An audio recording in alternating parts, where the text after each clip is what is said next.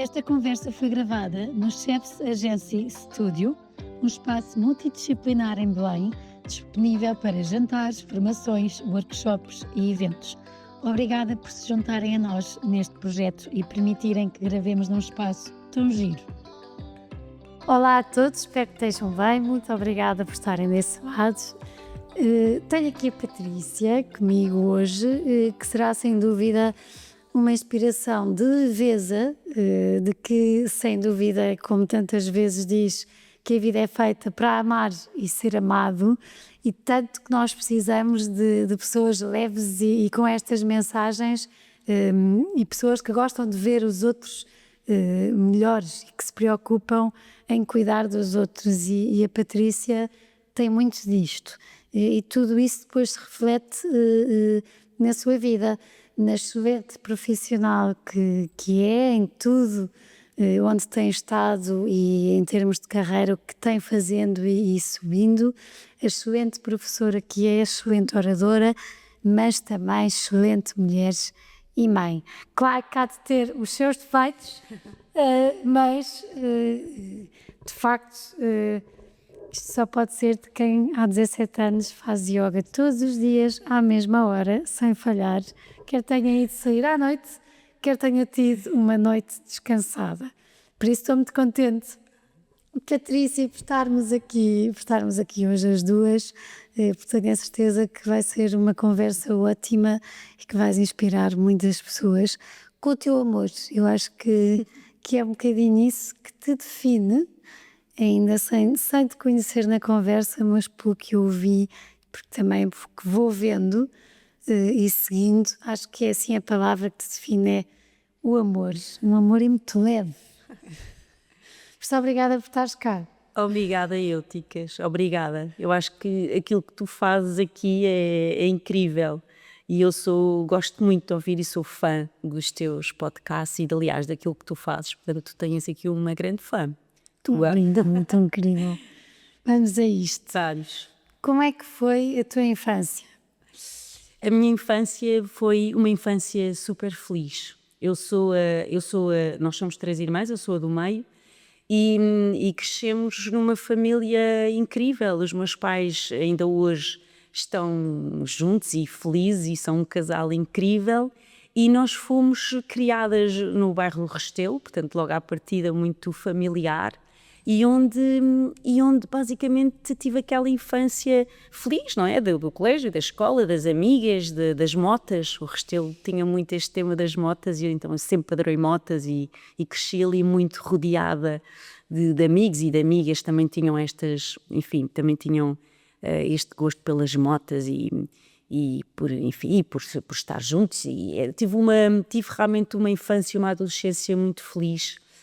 Sem nenhum stress, nem nenhum drama, portanto acho que isso também foi muito a base talvez da minha vida até agora, porque eu acho que cresci num ambiente muito saudável, onde assisti a um casamento de uns pais muito felizes e que se amam muito. E eu acho que isso também fez de mim uma pessoa que confiasse muito e que acreditasse muito nas pessoas. Portanto, eu acho que tenho tido uma vida pautada por eu diria, muitos momentos de felicidade e por achar que realmente nós viemos a este mundo, como disseste muito bem, eu costumo muito dizer isto, todos com o mesmo propósito de amar e ser amados, não é? Por mais que nós possamos pensar que há, obviamente, muitas outras coisas, mas se nós pensarmos bem, vai-se resumir aqui. E quando somos amados é mais fácil deixar de nos amar? Eu acho que quando somos amados temos talvez uma maior segurança naquilo que é o conforto e o quentinho que realmente o amor nos dá. E eu acho que isso torna-nos pessoas mais seguras, eu acho. E eu acho que a partir daí depois é mais fácil. Obviamente que depois nós vamos tendo as nossas desilusões, não é? Eu tive as minhas desilusões amorosas e não só.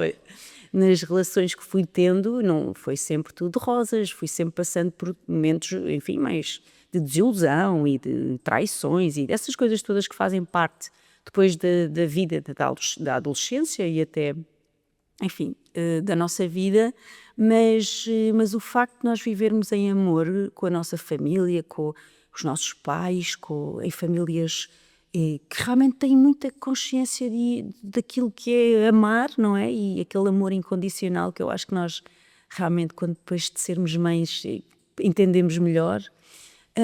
Eu acho que depois isto transforma-nos de alguma forma e faz com que nós tenhamos esta capacidade depois também enfim, de amar. É difícil amar, não é? Eu acho. A sorte de teres crescido e ainda viveres esse amor tão bonito e tão duradouro que te dá a segurança, é como se fosse quase como um porto seguro. Tu és o barco, mas que sabes que podes ir e voltar e está sempre lá alguém. É. Eu acho que há pilares na nossa vida. Os meus pais são pilares assim. São pessoas que nos ensinaram a viver de uma forma leve. E ainda hoje eles já têm 80 anos, 80 e tal anos, e é incrível às vezes a forma como eles não pesam. São pessoas que vivem com uma leveza, com uma beleza na vida, são super agradecidos, não se queixam de nada. O meu pai e a minha mãe são daquelas pessoas que eu às vezes olho e penso, incrível, eles não se queixam de nada.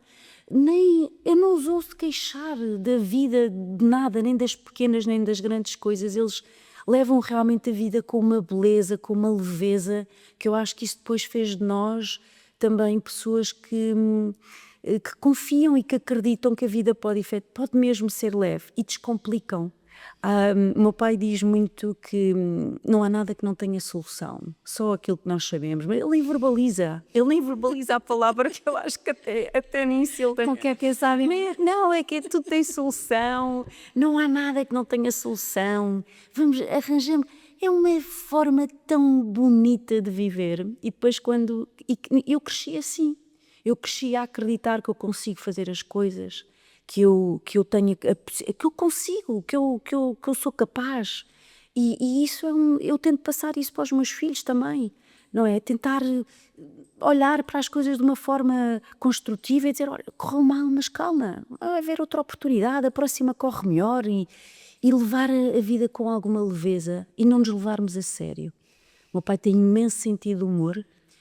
Eu cresci com isto, a rirmos às vezes das coisas, dos disparates que nós vamos fazendo na vida. Rirmos de nós próprios é a melhor coisa que há. É logo a maior leveza que nós podemos ter na vida. Acontece uma desgraça, o sentido de humor a determinada altura ajuda.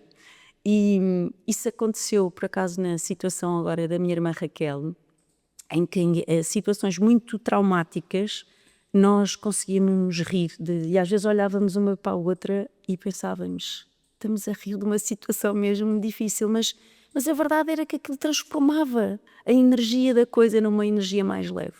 E eu acho que isso é muitas vezes o que falta em tudo e nas pessoas, na maioria.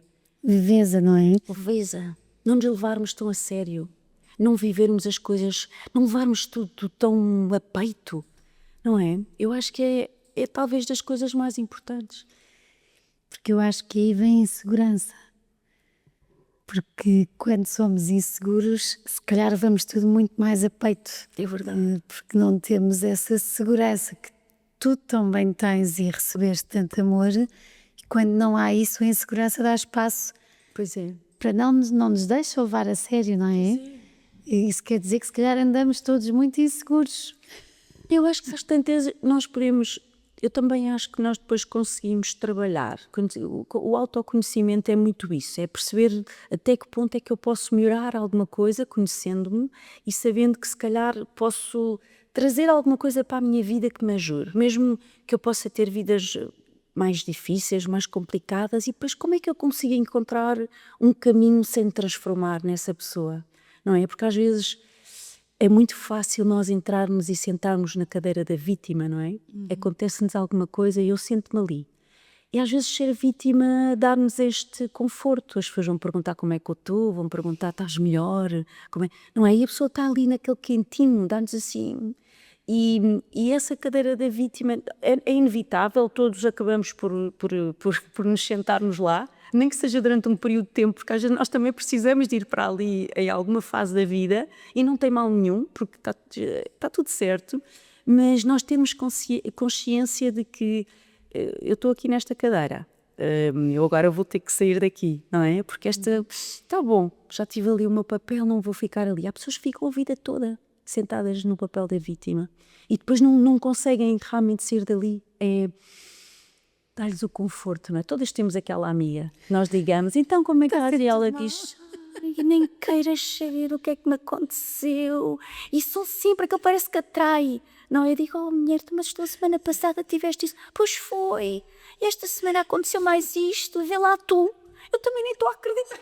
Sei, olha, isto depois atrai, a lei da atração funciona mesmo. Mas ter esta consciência depois já ajuda a dar a volta. E como é que conseguiste? Sendo uma pessoa de amor, como é que alguém como tu percebe naquela fase do 12º ano o que é que eu vou fazer à minha vida? O que é que eu quero ser no meio de tanto? Porque não é fácil. Não é? Nunca tive imensas certezas aí. Honestamente, eu nunca tive assim um guião. Sabem, um guião, agora vou e quer ser, como às vezes converso com pessoas e... Não, eu sempre quis ser arquiteta. Eu pensei, ai, olha, eu devo ser companheira. Eu nunca tive assim uma ambição de eu quero ser. Minha vida sempre seguiu. Sempre segui ali mais ou menos o rumo, as oportunidades foram-me surgindo, depois a pessoa conhece as pessoas, acaba o curso, começa a trabalhar, eu comecei a trabalhar nas telecomunicações. Curso é que tiraste? Eu tirei Direção e Gestão de Empresas de Turismo e depois fiz a licenciatura em Gestão de Empresas de Turismo e depois fui fazer uma pós-graduação em Marketing Empresarial. E só depois de começar a trabalhar em imobiliário é que tirei o curso de Finanças no imobiliário. E então a minha vida as coisas sempre foram acontecendo de uma forma muito natural, sem nunca eu fazer grandes planos. E eu lembro-me quando trabalhava, sempre tive bons mentores, pessoas importantes e que eu ainda hoje tenho uma gratidão enorme, porque foram pessoas que me ajudaram a determinada altura a escolher o caminho. O Pedro Norton de Matos foi um deles.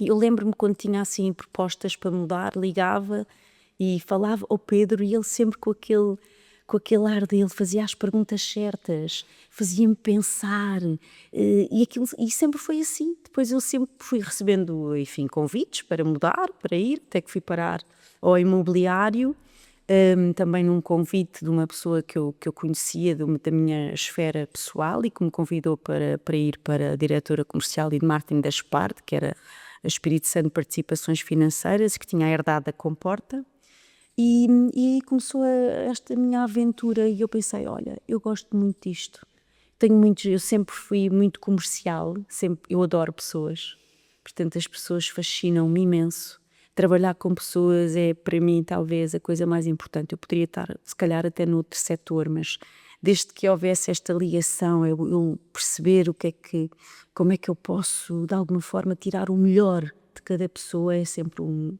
grande desafio. E pronto, e a partir dali a minha vida foi fluindo, nunca assim, eu quero ser isto. Nunca tive, eu não sou propriamente uma pessoa super ambiciosa. Acho que a carreira, o chegar a cargos, nunca foi o meu objetivo. Tens mais de propósitos? Sou muito mais de propósito, muito mais de pessoas, trabalhar com as pessoas que eu admiro, que eu gosto, que eu acho que são pessoas que me fazem, que me ajudam a crescer. E esse é sempre, obviamente, a determinada altura nós temos que também fazer opções pela parte financeira e por tudo isso, mas se eu for pensar bem, as minhas escolhas tiveram sempre por trás a pessoa que estava do outro lado.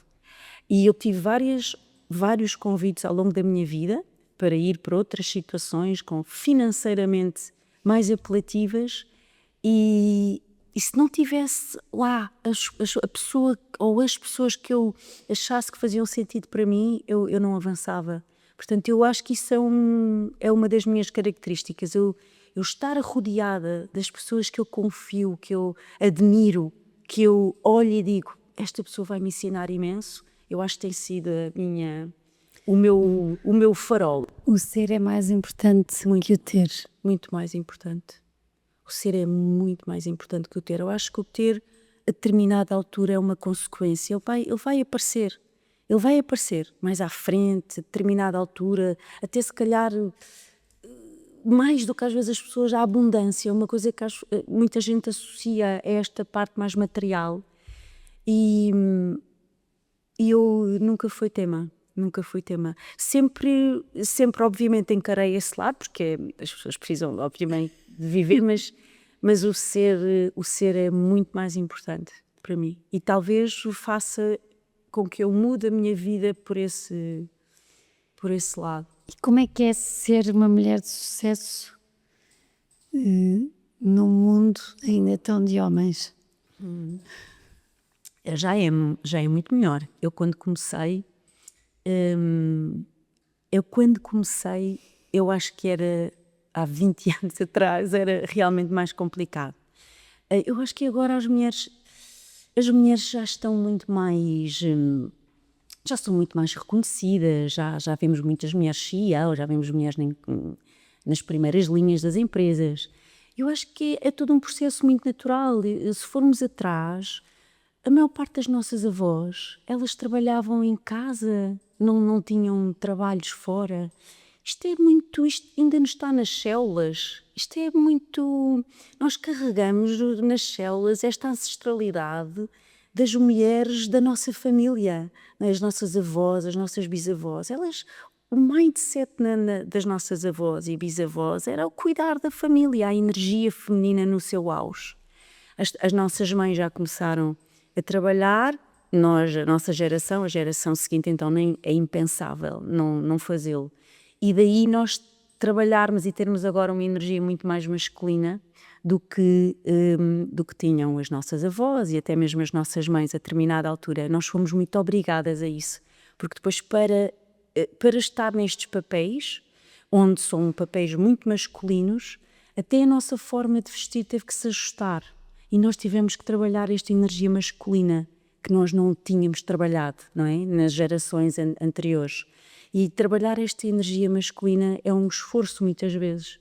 Por isso é que é mais difícil às vezes para algumas mulheres nestas posições manterem relações saudáveis lá está, com homens, porque a mulher na sua essência é feminina e a mulher na energia feminina é frágil, é cuidadora e essa essência é uma essência que nós hoje em dia já não a trabalhamos tanto, não é? Mesmo a fazer as coisas da casa, nós já temos a quem nos faça. Aquelas coisas básicas que nos levavam para o feminino, não é? Para sermos femininas, para cuidarem de nós a determinada altura, que era muito o que os homens faziam, não é? Naquela altura, uns melhores que outros, mas na essência faziam. Nós hoje em dia já não precisamos disso. Nós ouvimos muitas mulheres dizer, eu não preciso de homens para nada. Se nós pensarmos bem, às vezes nem é questão dos homens para nada, é ganharmos não é, um empoderamento que a nossa energia feminina, naquilo que é a fragilidade, aquilo que é a essência, nós agora temos que ir rebuscar novamente. E às vezes é mais difícil fazer isso, porque as mulheres trabalham num mundo muitas vezes masculino, e então nós temos que ir trazer, não é? Temos que ir buscar isso. Depois em casa nós somos mães, nós temos que ter as coisas prontas, temos que cuidar da casa, temos que trazer, somos filhas, somos irmãs, somos tias, ou seja, nós fazemos tanta coisa e vivemos neste aceleramento tão grande, tão grande, tão grande, que muitas vezes nós temos que quase não deixar vir, não é? Aquela fragilidade, a lágrima que às vezes nos apetecia e que nós dizemos, não é tempo agora para isso. Se eu estou overwhelmed, eu agora tenho que gerir as minhas emoções, porque eu agora tenho que ir trabalhar e eu trabalho no meio de homens, já não posso ir para ali fragilizado. Depois são os hormonais, as mulheres têm as hormonas, por mais que nós queiramos, nós oscilamos o nosso humor, nós vivemos muitas vezes nesta luta quase, não é? Entre o viver... E consegues não é esconder, mas nesse ter que ter mais uma masculinidade, porque de facto há decisões, há posturas que têm que se ter mais assertivas, mais que não são tanto nossas, não vão buscar aquele lado cuidador, mas consegues, tu que és uma pessoa de amor, de ser, no meio de tanta assertividade, se a lágrima tiver de cair, cai ou não? Cai. Mas cai. O viver em esforço é uma coisa que me incomoda. Eu tenho muita consciência de mim, das minhas emoções, eu sei bem, eu sei fazer esta gestão. E eu acho que a autenticidade que eu ponho na minha vida é em tudo. Eu não sou uma pessoa diferente no trabalho do que eu sou em casa, do que eu sou com as minhas amigas, com os meus filhos, com os meus pais. Eu não sou uma pessoa diferente porque de repente os problemas do trabalho ficam fora de casa. Não há isso. Se me aconteceu algum tema na minha vida particular, eu não estou no trabalho a 100%. E se alguém me perguntar, eu até posso entrar ou não, é mais detalhe, consoante a pessoa, mas eu não tenho isso. Portanto, se a lágrima tiver que ser, e sai. E já me saiu várias vezes. E eu acho que isto é a essência e a beleza, muitas vezes, as mulheres trabalharem nestas organizações, que é, se fôssemos todos completamente iguais, não haveria a magia que é quando pessoas diferentes e que têm formas de estar diferentes e de pensar diferentes, depois trazem para as organizações. E é esta a beleza de haver mulheres nestes cargos e trazerem essa intuição, essa beleza Achas que enquanto mulheres temos menos medo de mostrarmos as nossas vulnerabilidades? Eu acho que depende muito dos ambientes. As mulheres são mais intuitivas, têm o chamado sexto sentido ou não, mas nós temos uma intuição apurada. Nós somos obrigadas a gerir a nossa intuição e até a usá-la de uma forma que só as mulheres muitas vezes conseguem. E hoje eu acho que as mulheres têm mais consciência disso e levam isso para as organizações. E já não têm. A palavra medo é uma palavra forte, mas eu acho que as mulheres já estão muito mais seguras daquilo que no fundo são. E já estão e confiam naquilo que fazem. E já provaram isso. E então eu acho que já há um espaço, que já está ganho. Já é mais fácil. Depois vai depender das organizações. Há organizações que estão muito disponíveis para trabalhar e para deixar que a essência das pessoas venha e que seja parte daquilo que é a organização. Há outras organizações mais fechadas, onde se calhar a pessoa tem que trabalhar e tem que ter mais filtros. Mas eu diria que hoje em dia já se vê de uma forma muito natural mulheres líderes que são altamente carismáticas e vivem em verdade. Que eu acho que a essência do viver em verdade é que é a beleza. É não estar em esforço, é não estar a vestir um papel, é não estar com uma persona. Não é? E esses líderes que vivem em persona, para quem é mais sensível e está mais atento, percebe isso. Por isso é que se fala muito da liderança, a liderança honesta, a liderança genuína. Um líder que mostra as fragilidades é um líder completamente acarinhado, porque não há nada melhor do que isso. Costuma dizer-se que às vezes nas situações muito difíceis as pessoas se unem. É claro que sim, não é? E nós sabemos isso na nossa vida toda. E aqui puxando um bocadinho também o trabalho, mas e quando és mãe? Nasce uma nova Patrícia. Nasce. Eu acho que os filhos não são nossos, para começar. Bom, tenho que ter cuidado ao dizer isto para não chocar quem nos ouve lá em casa. Não, obviamente nós trazemos os filhos e os filhos são nossos, obviamente no sentido. Mas um filho é talvez a maior prova de que nós não vamos controlar tudo. Os nossos filhos vão mostrar-nos e vão mostrar-nos às vezes da pior maneira, que eles vão seguir a sua vida e vão muitas vezes, se calhar, ter comportamentos que nós não concordamos ou decisões que nós, enfim. também podemos não concordar, mas os filhos mostram-nos muito isso. Isso é uma beleza incrível. Quando são muito pequenos, há aquele, não é? Aquela fragilidade, aquele cuidar que exponencia ao máximo o papel de cuidador e de mãe e depois à medida que eles vão crescendo, eu tenho 2 filhos, um com 16, outro com 20 anos, e hoje eu consigo ter este detach dos meus filhos e consigo olhar e pensar, olha, eu tive aqui a minha influência de alguma maneira, não é? Eu consigo sentir e consigo ver que alguma coisa que realmente eu posso aqui passar. Mas não são pequenas Patrícias que ali estão, porque eles provam todos os dias que vão seguir o seu caminho e vão fazê-lo à sua maneira, com as suas decisões, que umas vão estar alinhadas com aquilo que nós gostaríamos e outras de todo. E quando não estão alinhadas? Quando não estão alinhadas, vem ao de cima aquela, não é?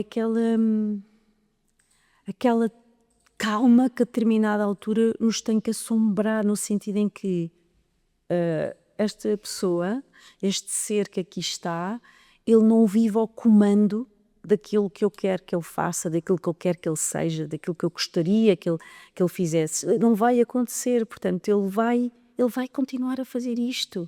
E na adolescência, que é uma fase desafiante, isso acontece todos os dias. Nós podemos entrar numa canseira de dizer 700.000 vezes larga o telemóvel, ou olha para mim quando eu estou a conversar contigo, não comas a olhar para o telefone, nós dizemos isto milhares de vezes e até à altura em que nós vamos olhar e dizer, olha, o que é que eu posso dizer a um rapaz de 20 anos, não é? Que é um homem, não é? Aos 20 anos é um homem. E nós vamos continuar a ter esta conversa de atenção, quantas horas é que estás agarrado ao telefone? Mais não sei o quê, vai deitar, ou já viste as horas, estás agarrado. É uma geração, é tão diferente e eles não vão fazer a coisa certa e nós temos que olhar e pensar, ok, eu não vou deixar de fazer o meu papel. O meu papel é continuar a dizer. Nós dizemos, na nossa vida, mãe, quantas vezes nós dizemos para lavar os dentes? Eu não tenho conta, não é? Esta coisa do direita, não sei o quê, comer com a boca fechada, lavar os dentes. Eu acho que nós dizemos isto. Fazer a cama, coisas básicas. E nós às vezes estamos por nós. Mas porquê que eu faço isto? Eu então, durante anos a fio, tinha aquela coisa de falar com eles, imagina, da cozinha para a sala do outro lado. E dava por mim, Rodrigo, quantas vezes é que eu tenho que dizer? E a determinada altura eu falo com uma grande amiga minha, que é pediatra, e ela dizia assim, isso é só ridículo. Tu, para falar com o filho, tu chamas ou vais ter com ele e olhas nos olhos e dizes, olha, eu não te disse não sei quantas vezes para não sei o quê, para a próxima vez tenta lá ter cuidado. E fala-se olhos nos olhos, não é a gritar da sala. Isso é que ridícula. A minha mãe fazia isto comigo e eu achava ridículo e eu estou a fazer a mesma coisa. Portanto, ser mãe é muitas vezes nós chegarmos àquela conclusão a dizer eu estou a ser igual à minha mãe, a dizer as mesmas coisas. Vou contar até 3. Oh, a minha mãe fazia-me isto. Mas ao mesmo tempo também a percebermos. Sim. Não é? É. Nós vamos percebendo e vamos... É tão engraçado nós pensarmos, nós quando somos mães e depois olhamos para os nossos filhos e já depois de muita coisa a acontecer e a vida deles já está e nós pensamos assim, olha lá, eu repeti o padrão, eu repeti imenso o padrão, mas pronto, está feito, nós damos o melhor que conseguimos e tentamos fazê-lo sem... Eu peço imenso, eu não sou nada, eu tenho muita consciência de que as desculpas evitam-se, não é? Portanto, mas peço imensa desculpa. Imensas vezes desculpa quando não estou bem, ou quando acho que podia ter estado melhor. Às vezes digo, olha, que não tive nada bem, desculpa lá, eu acho que eu podia ter feito isso diferente. E não tenho nada, não fico nada agarrada ao ter que ter razão. É uma coisa que o ter que ter razão é uma coisa que eu... Porquê? Se toda a gente pensar que tem sempre que ter razão, não é? Então nós estamos aqui todos numa... Para quê? Porque eu acho que nós vivemos na dualidade, não é? É um facto. Nós vivemos na dualidade. Eu, se calhar, eu tenho que saber gerir isto. Posso não ter razão desta vez. E então? O que é que acontece se eu não tiver razão? Não acontece nada de especial, não é? Não morre nenhuma foca bebê se eu não tiver razão. E então, mais uma vez, não é? Vou levar a peito. Porquê é que nós levamos a peito? As férias, Inseguranças, não é? inseguranças. E os orgulhos. Para quê? Porquê é que eu vou ficar? Porquê é que se houver alguém que ouça este podcast e que no final diga, Patrícia Barão, chute na mona. Eu não controlo isso. Eu não controlo, não é? E eu penso assim, eu vou ficar, posso ficar um bocadinho triste se for alguém que efetivamente tem uma ligação comigo, mas no final nós não controlamos nada do que as pessoas pensam de nós, dizem de nós. É tema deles, não é nosso. Vou viver o quê? Levar... Fico sofrida com isso. E passa um bocadinho pela gestão de expectativas que temos nos outros. Eu continuo a achar que um dos grandes segredos da nossa felicidade na vida é termos poucas ou muito baixas expectativas. Se eu não tiver expectativa nenhuma, eu vou sair daqui a achar que é tudo espetacular. Mas é tão difícil. Nós temos sempre expectativas. Faz parte do ser humano, não é? Nós vivemos nisto. Mas é bom quando aprendemos a geri-las. Nós, pelo menos, crescemos todos muito com os outros, à volta dos outros, e o que é que os outros pensam, e o que é que eu vou decidir isto, e o que é que o meu pai, o que é que a minha avó, o que é que o periquito vai pensar. Até que há um determinado momento em que é importante sabermos gerir expectativas que os outros temos nos outros e o lugar que cada outro tem ou não. Eu acho, estou a perguntar isto, se calhar pode fazer um bocadinho esta diferença entre sermos inseguros ou seguros. Porque quando estão colocados na gaveta da expectativa X, quer dizer, como dizes, aquela pessoa até pode dizer a Patrícia Barão, sim, mas não contar aquela gaveta, tu não te importas. Mas se fores insegura e tudo, qualquer que seja o outro, qualquer que seja a gaveta, te diga alguma coisa. A desilusão é das emoções mais difíceis, não é? A desilusão, a pessoa desiludir-se com uma situação ou consigo própria. E normalmente a desilusão vem exatamente daí, de um patamar onde nós criamos uma expectativa alta com alguém, com uma situação, e a determinada altura aquilo não aconteceu daquela forma e eu desiludi-me. Portanto, gerir as expectativas é super importante, mas mais uma vez, sem nos levarmos demasiado a sério, porque nós não vamos estar sempre bem nas situações todas e a vida não nos vai correr de feição nas frentes todas, não vai. E então, nós sabermos viver e saber que vamos ter que nós vamos falhar em alguma frente. E nós todos os dias falhamos, eu estou sempre em falta com alguém. Hoje estou em falta para aí com umas 10 pessoas, porque eu estive a dar aulas a tarde toda, saí tardíssimo do ISEG e tinha dezenas de chamadas não atendidas. Eu não as consegui devolver. Portanto, essas pessoas, na cabeça delas, eu estou em falha com elas. Eu não respondi às mensagens todas, eu não respondi às chamadas todas, hei de fazê-la amanhã. Mas a culpa que vem a seguir, não é? Que é, eu posso agora escolher e dormir mal esta noite porque estou com 1000 coisas na minha cabeça e eu não consegui chegar lá. E então? Eu não... É isto que eu acho que nós nos pomos nesta posição de sentir aquela culpa por estar a falhar, porque devia ter feito isto, devia ter estado se calhar em casa com os meus filhos e ver... Há sempre qualquer coisa que nós estamos a falhar. E então nós, mulheres... Nós temos isto. A culpa é uma coisa que nos acompanha e que é ancestral e que vem das gerações passadas. Eu não tenho nenhum amigo meu que tenha chegado ao pé de mim e tenha dito, olha Barão, eu estou-me a sentir super culpado porque fui jogar pádel com os meus amigos e não dei o banho aos meninos. Eu não tenho nenhum amigo meu que me faça... A quantidade de amigas minhas que me dizem, olha, vê lá, estou-me a sentir, eu já joguei pádel esta semana 2 vezes, As mulheres carregam isto e nós colocamos-nos nessa posição. Porquê? Porque interiorizamos a determinada altura uma expectativa altíssima sobre nós, que somos umas super mulheres. Então nós conseguimos ser as super mulheres. nas frentes todas, não falhar com ninguém, estar em casa, sermos umas mulheres ótimas, sermos umas profissionais de excelência, umas mães impecáveis que não falham um torneio de ténis. Esquece, eu falhei imensa coisa dos meus filhos, mas imensa. E então, nós damos o melhor, nós fazemos o melhor, nós não temos uma intenção de... Não, nós... E então, e agora o que é que eu... É uma escolha minha, não é? Eu vou escolher no fim do dia. Vou viver com isto, vou massacrar, não é? Vou estar aqui a ter estas emoções todas, vou dormir mal, vou ter insónias, vou ficar meio depressiva, ou eu vou dizer, olhem, é isto. Eu dou tudo o que eu tenho para dar nisto que eu tenho aqui. Ontem não foi possível, amanhã se calhar também vai acontecer a mesma coisa, e então? Porquê? Porquê que eu tenho que estar sempre nos píncaros com toda a gente? É uma violência tão grande. E depois é a partir daí que depois as pessoas ficam cansadas, exaustas. A quantidade de amigas que eu tenho que me dizem, estou exausta, e estão exaustas. Porque é impossível não ficar exausto assim? Com a culpa, com a violência que põe em cima delas em estar nas frentes todas. Para quê?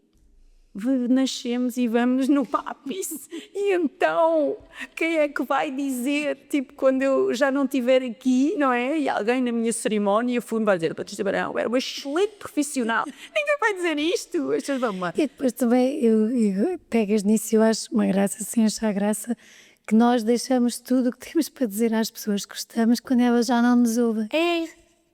Ou até podem ouvir de outra maneira, mas já não nos abraçam, já não sentem aquilo que nós sentimos. E és muito de dizer aos teus agora aquilo que sentes? Eu sou muito de mostrar. Eu acho que verbalizar é ótimo, mas eu acho que os atos são muito mais fortes. Muito mais. Aquela amiga que diz, eu estou sempre lá para ti. E depois há aquela que nós ligamos e está lá, num minuto. Eu sou mais essa pessoa. Eu sou aquela de, às vezes posso não verbalizar e posso não dizer aos meus pais o quanto os amo, às minhas irmãs. Com as irmãs então noto muito isso, não é? Porque nós somos... Eu amo-as de amor, mas não me lembro a última vez que disse às minhas irmãs que as amava. Mas sou da ação. Sou da ação. Há qualquer coisa e eu estou lá. E não há a menor hipótese. Portanto, eu sou assim com as amigas, sou assim com as pessoas que eu tenho no meu núcleo duro. E eu acho que depois é isso, não é? Eu acho que verbalizar e dizer é ótimo. É muito bom. Eu acho que as palavras têm imensa força. E nós conseguimos escrevê-las, dizê-las e tem imensa força. Mas há uma mão que às vezes dá para agarrar que é muito mais forte do que qualquer palavra. Há um olhar que se tem que vale mais do que tudo aquilo que eu possa querer dizer. E isso eu sou muito essa pessoa. Eu digo imenso aos meus amigos que os amo, mas digo mesmo, às vezes, amigos que eu tenho homens, e eu lembro-me de ter feito isto há uns anos com um grande amigo meu e eu ter visto na cara dele o choque. E eu pensei, espera, não é amor amoroso. Porque a palavra amor ainda está muito associada ao tema amoroso. Eu amo de amor, que eu costumo dizer, eu amo de amor muitos amigos meus e não tenho... Mas eu acho que isto num homem de uma amizade, eu acredito muito, não tenho nada aquela teoria. Ficou completamente, eu tenho ainda a cara dele, tipo... Barão, eu disse, não, e claro, obviamente ele, mas isto é, a pessoa dizer que ainda as pessoas não têm aquele pudor, não é? Até meio, e a palavra em português, não é? Há imensa gente que diz love you, o love you é assim uma forma mais leve de dizer, não é? Parece que em inglês aquilo cai melhor, é mais fácil. Sim. Mas não, eu gosto mesmo da palavra amor em português, com tudo o que ela traz, não é? E eu acho que isso é a única energia que eu acredito muito. é a força é a única força e a única energia que eu acho que é capaz de mudar o mundo e mudar a energia das salas, a energia das empresas, a energia das pessoas, é claramente a energia do amor. Isto tem que ser dito de uma forma... Eu não tenho pudor nenhum e já estive em fóruns onde até fui de alguma forma criticada nesse sentido, porque os líderes não falam de amor, não é? Falam de resultados, falam de evitas, mas ainda não faz parte. E eu acho que é muito difícil gerir uma organização sem amor. E pronto, e chama-se amor, atenção. É verdade. Chama-se amor, não tem outro nome, mas é muito difícil um líder, um homem, é preciso muita coragem, ser muito seguro de si, para um dia nós ainda ouvirmos um gestor, um administrador de um banco, a falar nisto, de que lidera com amor. Eu adorava um dia ouvir. Que uma liderança com amor, de certeza que irá ter um sentimento de pertença muito maior dos colaboradores, num nível que vai ultrapassar só o sentimento de pertença. Sem dúvida, as organizações que são lideradas com amor, elas têm os seus colaboradores completamente engaged, porque não há ninguém que não sinta a energia. Eu não queria estar a falar em marcas nem em pessoas, mas há organizações que têm isso tão presente na forma como gerem, como criam fundações para apoiar os seus colaboradores. Têm internamente, e a maior parte das pessoas nem sabe disto, têm programas de apoio a mulheres que sofrem de maus tratos, a famílias que têm filhos com deficiências graves, e as organizações têm esse cuidado, têm isso no ADN da sua existência. Isto não é liderar, se isto não é liderar com amor, é o quê? É claro, é isto. Só que nós ainda vivemos numa sociedade onde o amor é material, né? É uma fragilidade, a pessoa que não consegue depois, se calhar, ser assertiva quando é preciso. É um nonsense. E aqui, quando eu estava a dizer material, o amor, em algumas ainda é o materialismo, ou seja, eu tenho aquela pessoa que até, vou dar um exemplo, a minha secretária teve um aborto, está de baixa. Eu vou mandar o cesto com as melhores coisas à minha secretária. E eu sinto que fiz imensa coisa com imenso amor, porque tem os chocolates da melhor marca, as flores da melhor florista e está tudo naquele cabaz. Mas isto não é amor. Não. Se calhar essa pessoa vai adorar receber o cabaz e está tudo certo. É um mimo, toda a gente gosta. Mas se calhar,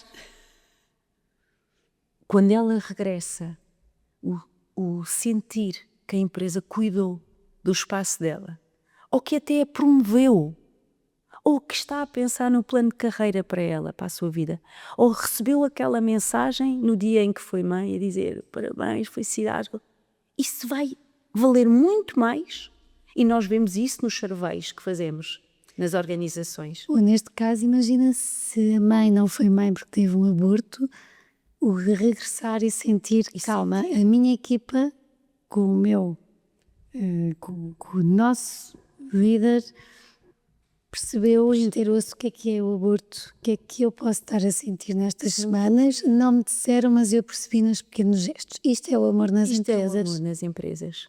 E é isso que as pessoas... Nas pequenas coisas. Nas pequenas coisas. E é isso que as pessoas precisam.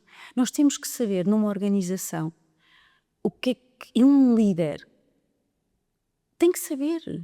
Quando há um pai que tem um filho internado, quando houve um divórcio, quando há uma situação dessa violência emocional, como é que eu posso esperar que esta pessoa esteja na organização em pleno quando o filho está internado numa situação complicada? Como? Não é? Portanto, eu acho que é este tipo de organizações que nós vamos tendo cada vez mais. E é assim que as organizações depois funcionam. Quando nós falamos em... As empresas não são feitas de pessoas, as empresas são as pessoas que lá estão. E nós, quando olhamos para a retenção de talento, para a atração de talento, é isso que conta no fim do dia. Obviamente, então estas novas gerações que procuram experiências e querem ser inspirados, vejam bem, querem ser inspirados. Eles querem ter flexibilidade, não querem entrar às 9 e sair às 5 ou às 6. Eles não querem isso. Se tiver ginásio ou balneário para tomarem banho, vieram de bicicleta. É isso que eles procuram. Eles procuram uma empresa com propósito. Eu trabalho numa empresa que cria impacto. E isso é o que eu vou valorizar. Que tenho 23 anos e saí de uma faculdade e quero ter a primeira experiência. Eu quero trabalhar com pessoas que me inspirem, que me façam crescer, que me proporcionem uma empresa que me proporcione uma experiência diferente. É isto. Por isso é que os escritórios cada vez se parecem mais com a nossa casa. Antigamente o escritório era uma coisa fria. Havia a secretária. Agora os escritórios têm sacos de boxe, têm matraquilhos, têm copas onde eu posso fazer uma refeição, têm os ginásios, têm as salas de yoga. E têm psicólogos? E têm psicólogos. E se não tiverem internos, têm essa assistência. E estas novas empresas, elas têm uma People and Culture Manager. Não é a pura diretora de RHs que trata do recrutamento, que trata do seguro de saúde, já não é essa pessoa. É a pessoa que faz o People Care, ou seja, que cuida. E é isso que as organizações hoje cada vez têm que ter. Líderes que têm consciência e que lideram com amor e ter a organização preparada para estas pessoas no limite, quando tiverem que escolher, dizem não, esta tem esta preocupação e eu identifico mais com isto. E é isto, porque no fim do dia vai-se resumir tudo à mesma coisa.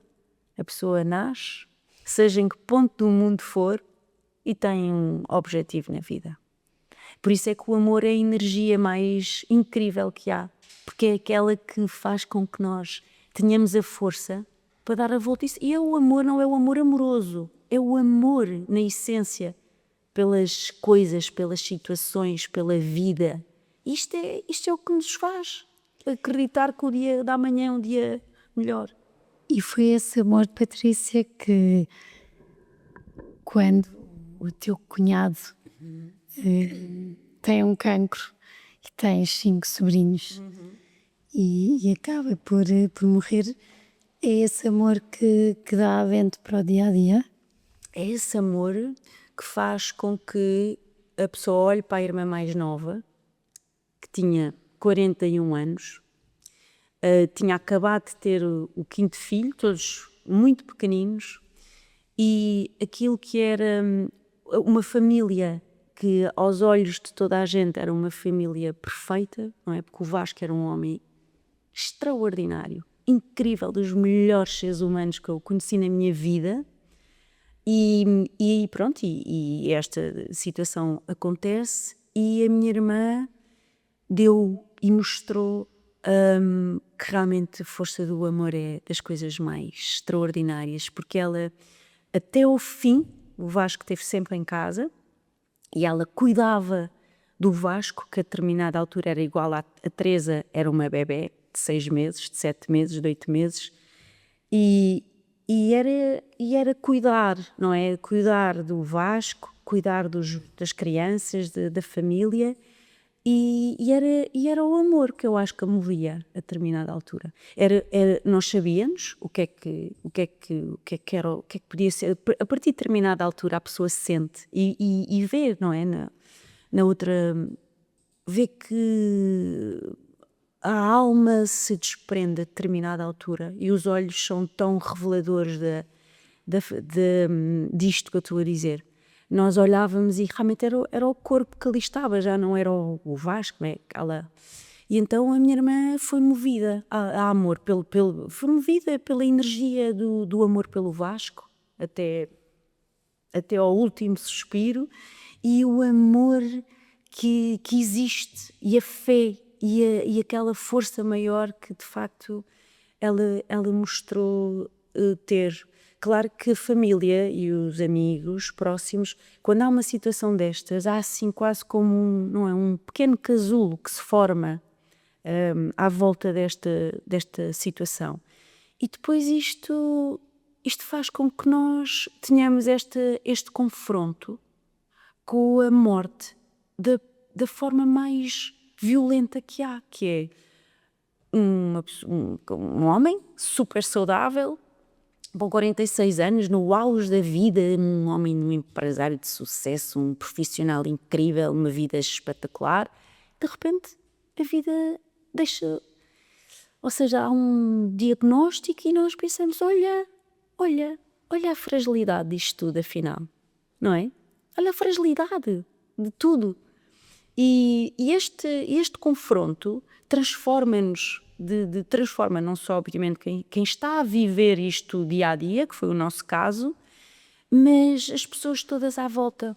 Eu lembro-me quando o Vasco morreu, e a missa eram centenas e centenas de pessoas, a cara dos melhores amigos do Vasco, dos grandes amigos do Vasco, era aquela cara do, bom, se isto aconteceu ao Vasco, pode-me acontecer a mim. E era esta consciência da proximidade da morte. E isto muda vidas, muda a forma como nós olhamos para a vida. Portanto, é mais uma prova desta fragilidade e desta, não é? E desta... E enquanto tia, qual é o papel de uma tia de sobrinhos tão pequeninos? Eles são 5 crianças extraordinárias e o Vasco está super presente na vida deles, cada um à sua maneira, não é? Uns que são fisicamente parecidos, outros que eu olho e vejo o mesmo olhar, e eles são crianças incríveis. E eu olho para eles, os nossos sobrinhos são um bocadinho nossos filhos também. São os filhos da minha irmã, eles são meus também, não é? Portanto, eu também tenho ali uma participação. Então, na Terezinha, que é mais pequenina, essa Terezinha é minha. Nós temos uma grande amiga, lá está a pediatra, que nós fazíamos turnos quando era porque era preciso tomar conta do Vasco e da Teresa e do Henrique, eles eram todos muito pequeninos, então nós rodávamos entre nós para a minha irmã não estar sozinha em casa. E então nós ainda hoje dizemos, a Muxi, que é esta, é como se fosse nossa irmã, e eu e a Muxi costumamos dizer, olha, a Teresa também é a nossa filha, é muito nossa filha, porque nós passámos momentos com a Teresa bebé que cuidámos como se fosse nossa filha até ao final. Portanto, nós dizemos que quando a Teresa casar, nós vamos estar as 3 sentadas na primeira fila deles, porque há uma proximidade muito grande. E depois, como eles são tão pequenos, e quando há uma perda destas que é tão forte e tão impactante, quase que há aqui quase uma vontade da coisa ser atenuada. Eu muitas vezes olho para eles e estou a pensar, como é que será que estão estas cabeças, não é? Como é que eles gerem isto? O dia do pai. O dia do pai é um dia que eu quase... É difícil eu conseguir viver com uma... E foi agora, recentemente. É um dia que eu penso, caramba, como é que é isto? Porque eu sei a importância e o impacto. Eles vão ter que aprender a sentir o amor de uma dimensão diferente. Pois é. E eu acho que eles, tão pequeninos, mas eles têm essa consciência. Tão engraçado. As crianças têm tanto essa... Não é? Eles mostram-nos tanto o que é que efetivamente o que é o amor. Eles têm essa grande capacidade. Aprendemos tanto com eles e é isto. Lá está, a minha irmã é um exemplo de como ela lidou com a situação toda. Só Deus sabe as dores e aquilo que ela pode ter passado, mas eu acho que ela tinha lá a cadeira da vítima, ela nunca se sentou nessa. Nunca se sentou. Era difícil ela queixar-se. Ainda hoje, eu acho que nós herdámos todas um bocadinho disto. Ainda hoje uma grande amiga minha mandou-lhe uma coisa e eu dizia, olha, isto era uma brincadeira, e essa minha grande amiga dizia, pois tu nunca precisas de ajuda. E eu pensei para mim, mal tu sabes a ajuda que tu me dás. Não é às vezes esta coisa do pedir, não, é a partilha, o fazer parte da vida já é ajudar. Portanto, eu acho que acabamos todos por ir beber a isto uns aos outros, que é a beleza. E não temos mais tempo, porque senão aqui ficávamos. Vamos às últimas 3 perguntas. Um dos dias em que te sentiste leve? Hoje foi um dia desses. Como? Muito leve. E acabar o dia aqui é de uma leveza incrível. À noite, sim. Porque lá em casa não sabem as horas que são, mas isto já é. Eu acordo CDC, isto para mim é tipo uma maratona. Mas hoje foi um dia muito leve e não podia ter acabado mais leve. Hoje foi um bom dia, muito leve. E um dos dias mais pesados? Já tive vários pesados, mas assim dos mais pesados eu acho que foi mesmo quando tive a consciência do que é que uma doença destas, como o cancro, causa numa pessoa saudável e de repente a coisa de um dia para o outro. E isso foi talvez dos dias mais difíceis. Foi esta consciência de ir ver. Não é só a pessoa ver na televisão ou ler nos livros. Não. É à nossa frente nós vermos isto. Isto foi pesadíssimo. Foi pesadíssimo. Patrícia, a vida tem graça? A vida tem imensa graça. A vida tem imensa graça. Imensa graça. E o segredo é exatamente exponenciar os momentos de graça. Portanto, rirmos das coisas e pormos sentido de humor. Às vezes nas coisas complicadas, eu acho que é o segredo para nós vermos a graça que a vida tem. Tem imensa graça a vida. Obrigada. Obrigada eu, Ticas, foi muito bom. Obrigada a todos por estarem deste lado. De facto, tantas coisas para tirar esta conversa, mas fico-me por algumas. Uma delas é a importância de crescermos no meio de amores, a segurança que nos dá, e a Patrícia é a prova disto. Acredito que o furacão que é em todas as vertentes tem muito do amor que teve em casa, da segurança de saber que tinha os pais sempre em casa e sempre tão felizes. E de facto eu acho que isto é aqui uma base tão importante e hoje em dia tão rara, que quase que conseguíamos medir, ir lá atrás e perceber como é que foi a estabilidade da família, para perceber porque é que existem furacões como a Patrícia. Mas além disto, o espetáculo, enquanto pessoa, mas também enquanto profissional, de trazer o amor para cima da mesa, trazer o amor para as empresas, porque eu também acredito e sou uma pessoa de amor e também identifiquei-me aqui com muitas coisas com a Patrícia. O sabermos gozar connosco é meio caminho andado para sermos leves, o conseguirmos rir em momentos pesados e conseguirmos que os outros que estão muito mais pesados riam. Eu acho que é verbo ir, é sinal que há esperança, que naqueles momentos pesados, se há um sorriso, é porque vai haver verbo ir e há esperança no caminho. Quer dizer, eu acho que a Patrícia é muito isto. A Patrícia é a consistência de quem acorda há 17 anos às 6h45 para fazer yoga, e a vida também, e as pessoas de sucesso também têm muita consistência. E amor, eu acho que é mesmo amor, vivemos para amar e para ser amados. E acredito que a Patrícia ama muito, e como ama muito, também tens que ser muito amada, de certeza. Muita sorte da família, muita sorte dos filhos, por terem uma mãe que ama, que quer amar, e de todos os que a rodeiam. E por isso também muita sorte que nós tivemos hoje, com esta partilha tão boa e tão bonita, porque tenho a certeza que vos vai ser covo. Um grande beijinho a todos, uma ótima semana. Obrigada por terem estado connosco até aqui. Para terem acesso a conteúdos exclusivos do podcast Páginas com Graça, como quem serão os convidados e saberem com antecedência, poderem fazer-lhes perguntas, terem acesso a conteúdos extra que vamos conversar e que vamos falar aqui, poderão ser patronos.